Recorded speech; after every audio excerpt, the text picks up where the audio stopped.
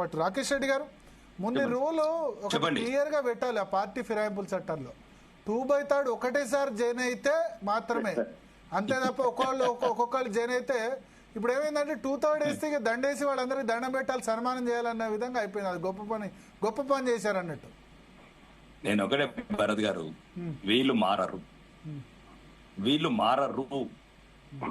మానవ రక్తానికి అలవాటు పడ్డ మృగాలు ఇల్లు రాజకీయ నాయకులు, తెలంగాణ రాజకీయ నాయకులు బిడ్డలను చంపి తెలంగాణ వాదంని రెచ్చగొట్టి పచ్చని రాష్ట్రాన్ని విడగొట్టి ఈ రోజు మొత్తం పచ్చని రాష్ట్రాన్ని విడగొట్టి తెలంగాణ రావడం చెప్పింది తెలంగాణ చెప్తాను మళ్ళీ ఇదే వీళ్ళు మళ్ళీ తెలంగాణ స్టేట్మెంట్ కాదు, రాష్ట్రం ఎందుకు వచ్చిందో మర్చిపోయినరు, రాష్ట్రం ఎందుకు తెచ్చిందో మర్చిపోయినరు. నేను అదే అంటున్నాను. ఇప్పుడు ఈ రోజు 2014 నుంచి ఒక్క గ్రూప్ 1 ఉద్యోగం ఎందుకు ఇయ్యారండి? తెలంగాణ బిడ్డలు అంత అన్యాయం చేసినరా? దొరలకు పుట్టలేదా, రెడ్డిలకు పుట్టలేదా, డబ్బున్నోళ్ళకు పుట్టలేదా? ఒక ఎగ్జామ్స్ నిర్వహించలేరు. ఏం మాట్లాడుతున్నారండి? రాజయ్య లాంటి సీనియర్ నాయకులు గౌరవం ఉంది, సీనియారిటీ గౌరవం ఉంది. రాజకీయ క్రీడలకు భాగం రాజన్న కూడా. ఏ రాజన్నని సస్పెండ్ చేసిర్రు? దేని గురించి సస్పెండ్ చేసిర్రు? ఈ రోజు ఈ రాజన్నని ఆరోగ్య శాఖ మంత్రి ఉన్నప్పుడు 1 గంటలో సస్పెండ్ చేసిన దొర ఈ రోజు కూతురు బావ మీద అన్న మీద లక్షల కోట్ల అవినీతి ఎందుకు సస్పెండ్ చేయారండి? ఏం మాట్లాడుతున్నారు?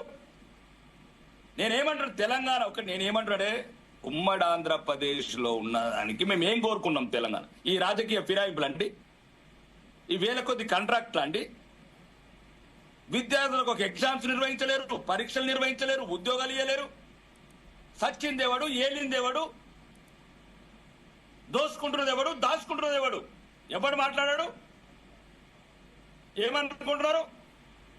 ఎక్కడోడికి అక్కడ నోరు కండ కావరమైంది. దొర బిడ్డ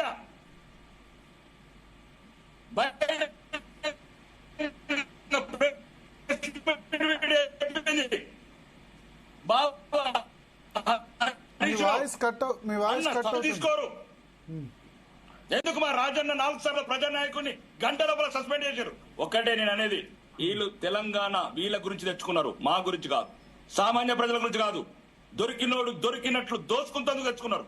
మీరు అంటున్నారు కదండి పార్టీ ఫిరాయిస్తే వీళ్ళకి ఒక్కటి చెప్తున్న భరత్ గారు, చట్టాన్ని చెరబట్టిండ్రు, న్యాయాన్ని చెరబడుతున్నారు. వీళ్ళు మామూలు రాజకీయ నాయకులు కాదు, తెలంగాణ రాజకీయ నాయకులు. 1200 మంది బిడ్డలను చంపిరండి. పార్టీ ఫిరాయింపులకు కాదు, ఆ బిడ్డలు నియామకాలు అవుతాయి, అవినీతి లేని నీళ్లు వస్తాయి, ఈ నిధులు వస్తాయి అనుకున్నారండి. ఒక్కొక్క అధికారి 1000 కోట్ల అవినీతి, ఒక్కొక్క రాజకీయ నాయకుడు లక్షల కోట్ల ఆదాయాలు, 100 ఎకరాల ఫామ్ హౌజులు. రాజన్న ఆంధ్రప్రదేశ్ లో కూడా రాజకీయ నాయకులు. ఈరోజు తెలంగాణ చూడు, మొయినాబాద్ చూడు, కోకాపేట చూడు, మోకిలలో చూడు. తెలంగాణ రాజకీయ నాయకులు ఆంధ్రప్రదేశ్ రాజకీయ నాయకులు దోచుకున్న దానికన్నా వెజిరేట్లు దోచుకుంటారు రాజన్న. ఇది మామూలు దోపిడి కాదు, చంబల్లోయ బందిపోటు దొంగలు రాజన్న. ఒక్కొక్క ఉత్తర బీఆర్ కేంద్ర అధికారులు 1000 కోట్ల అవినీతి రాజన్న. ఒక్కొక్క గేటెడ్ కమ్యూనిటీలో ఒక ఆఫీసర్ 4 బిలియన్లు రాజన్న.